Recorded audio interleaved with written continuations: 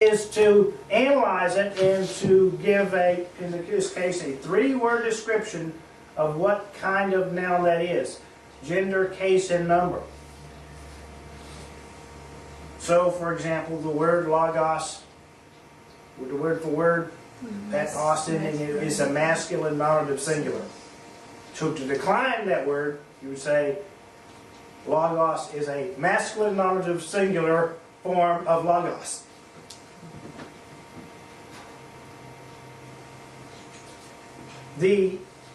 That is to decline. Now, this next word is inflection. We've already been dealing with inflections, but you may not have been familiar with the term.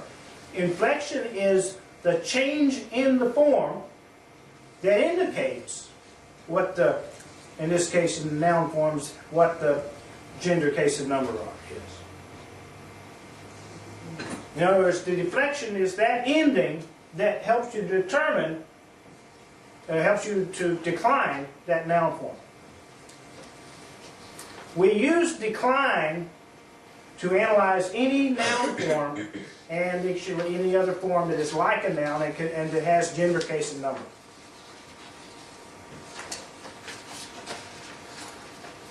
Another term that I probably have thrown around and confused you with is paradigm.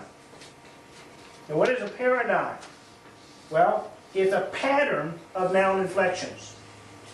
When a word has the same endings as another word, it fits the same paradigm. Can you give an example? The word logos has the same endings as stauros, so they are both of the same paradigm. Whereas the word therion is not of the same paradigm. Yeah. Declension is something new altogether, even though you might think, okay, it has to do with declining. Well, a declension is a category containing a number of paradigms. There are 3 declensions in Koine Greek. We're starting tonight with the easiest, the second declension. Why do you start with the second? Because it's the easiest. And there are 2 paradigms we're going to look at tonight in this declension. One of them is masculine and one of them is neuter. So if you're thinking in terms of what these categories are, a declension is the larger group and it contains paradigms.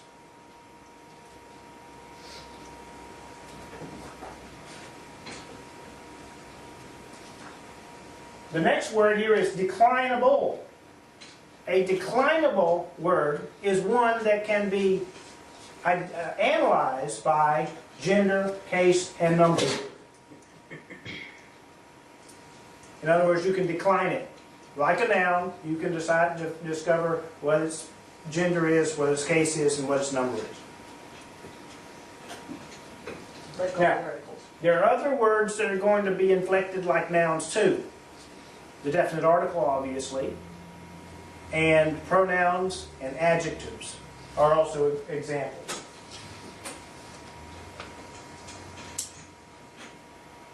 So that declinable form is what you put in that blank.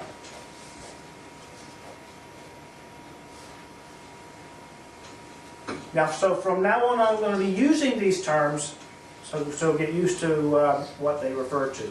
And the more we use them, of course, the more familiar you will be with them, and so they will be helpful for you in the long run. Any grammatical term that you have to learn should be helpful for you in the long run. And I'm trying to stay away from any grammatical terms that are not really helpful in terms of reading the New Testament. But some of these, I think, are important in terms of analyzing, and so we need to know them.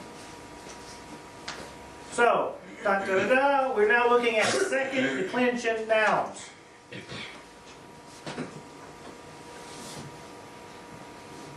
Okay? The second declension is easiest to recognize because it resembles the definite article. Second declension resembles the definite article. The definite article is ha. The ending in the second declension masculine is os. So we're now on page 12. I Versus cannot page- tell. Versus page 1. I do not have that Okay. page before me, so I don't. Yes, we're on the handout.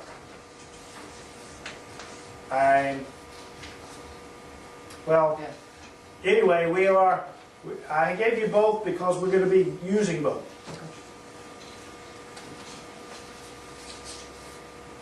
The Logos paradigm has endings matching their articles.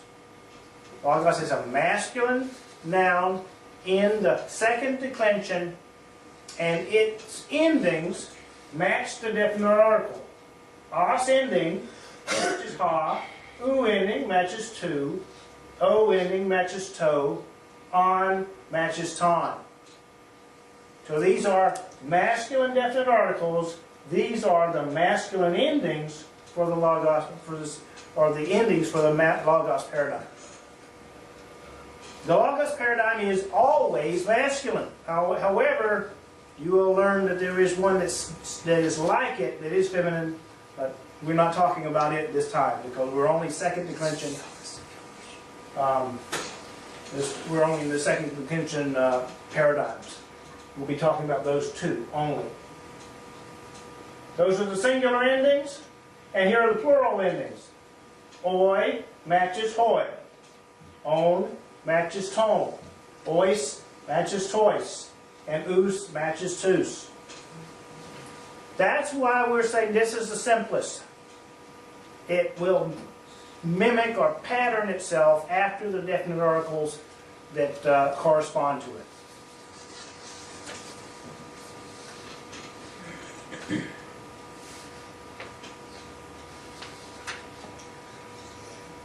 Here's 8 forms of Logos with their definite articles.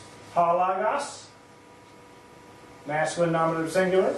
Tu Lagu, masculine genitive singular. To Lago, masculine dative singular. Ton Lagon, accusative singular. Hoi Lagoi, nominative plural. Ton Lagon, genitive plural.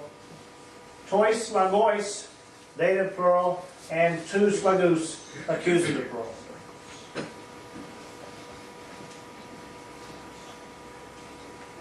Now what you'll see though then is that we can substitute